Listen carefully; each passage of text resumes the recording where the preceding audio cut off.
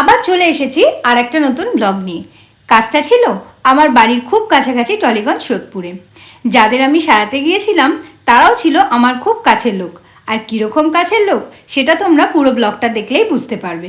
আজকে সাজানোর কথা ছিল দুজনকে, মানে একজন ব্রাইডাল মেকআপ আর একজন পার্টি মেকআপ। যেহেতু কল টাইম দেওয়া ছিল 1:30টার সময়, তাই আমি তাড়াতাড়ি গাড়ি বুক করে বেরিয়ে পড়লাম। আর এই গাড়িটার মধ্যে ছিল এক ঝাঁক মশা, কিন্তু আমার সেনাপতি একা হাতেই তাদেরকে পুরো সামলে নিয়েছে। আমি জানতাম না যে আমার বোন মশা মারতে এত এক্সপার্ট। এরপর গাড়িওয়ালাকে টাকাটা মিটিয়ে দিয়ে আমি নেমে পড়লাম আমার আজকের লোকেশানে। এখানে যে প্যান্ডেলটা দেখতে পাচ্ছ, এখানেই আমার ব্রাইডের আজকে রাত্রে বিয়ে হবে। আমার মিষ্টি ভাগ্নি দিশাও এসে গেল আমাকে রিসিভ করতে। ও আমায় বলল যে গায়ে হলুদ শেষ হতে এখনও মোটামুটি কিছুক্ষণ সময় লাগবে। তার থেকে এখানে রোদ্রে না দাঁড়িয়ে থেকে চলো যেখানে ব্রাইড সাজবে সেখানে এসিতে ঠান্ডায় গিয়ে বসবে। ও কিন্তু খুব একটা খারাপ কথা বলেনি, সেদিনকে সত্যিই খুব গরম পড়েছিল। তাই আমরা ব্যাগপত্র নিয়ে গুটি গুটি পায়ে পৌঁছে গেলাম সেই ঘরটাতে যেখানে আজকে ব্রাইড সাজবে। তোমাদেরকে প্রথমেই বলেছিলাম না যে আজকে কাছের মানুষদের সাথে যাচ্ছি। দিশা হচ্ছে আমার ননদের মেয়ে, আর ও খুবই মিষ্টি আর খুবই হাসি খুশি। আর দেখো ও আমাকে খুবই ভালোবাসে, সেই জন্য আমার সবচেয়ে ভারী ব্যাগটা কীভাবে বয়ে দিচ্ছে। ওকে কিন্তু এর জন্য আমাকে কিছুই বলতে হয়নি। এরপর হঠাৎই লক্ষ্য করি পাশের রুম থেকে অনেক পাখির কিচিরমিচির আওয়াজ। দিশা আমাকে বলল যে ওর বাবা একটা নতুন পাখির বড় সেট আপ করেছে, যেখানে অনেক পাখি আছে। সেই শুনে আমিও সময় নষ্ট না করে পাশের রুমে হাঁটা লাগালাম। আর এত রকমের মিষ্টি মিষ্টি পাখি একসাথে দেখে আমার তো মন সত্যিই ভরে গেল। তারপর বৃষ্টি আমায় ডেকে দেখালো লাভ বার্ডস। দেখো, তোমরাই দেখো কি সুন্দর কালার আর কি সুন্দরভাবে বসে আছে। আর এখানে ছিল আরও দুটো স্মার্ট ককটেল। বৃষ্টি দেখো জাপানিদের মতো মাথা নাড়িয়ে নাড়িয়ে ককটেলগুলোর সাথে কি কথা বলছিল। বৃষ্টির দেখা দেখিয়ে আমিও একটু পাখিগুলোর সাথে কথা বলার চেষ্টা করলাম, কিন্তু ওরা তো আমাকে পাত্তাই দিল না। এরপর দিশা আমায় এসে খবর দিল ওর পিসি মানে আমার ব্রাইডের গায়ে হলুদ হয়ে গেছে, ও ফ্রেশ হয়ে আসছে। তাই আমি কাজটা এগিয়ে রাখার জন্য শাড়িটা আগে থেকেই প্লিট করে রাখছিলাম। আর হঠাৎই করে দিশা বলল, মামি তোমাকে অনেক দিন হাক করিনি, এসো তো তোমাকে একটা হাক করি। ওর এই মিষ্টি মিষ্টি ব্যাপারগুলোর জন্যই ওকে আমার এত ভালো লাগে।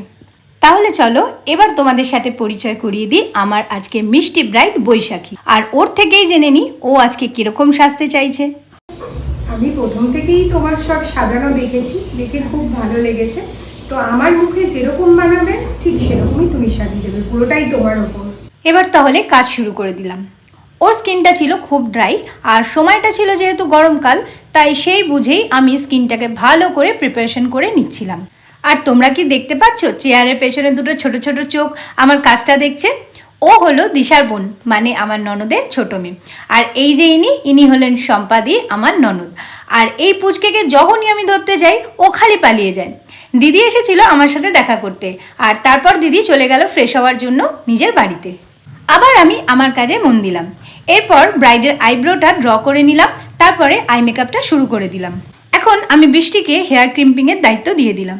আর তোমাদের বলে রাখি, ও যেমন ভালো মশাও মারতে পারে তেমন ভালো হেয়ার ক্রিম্পিংও করতে পারে। কিন্তু আমারও এদিকে eye makeup base makeup complete হওয়ার পর আমি লিপস্টিকটা পরিয়ে দিচ্ছিলাম।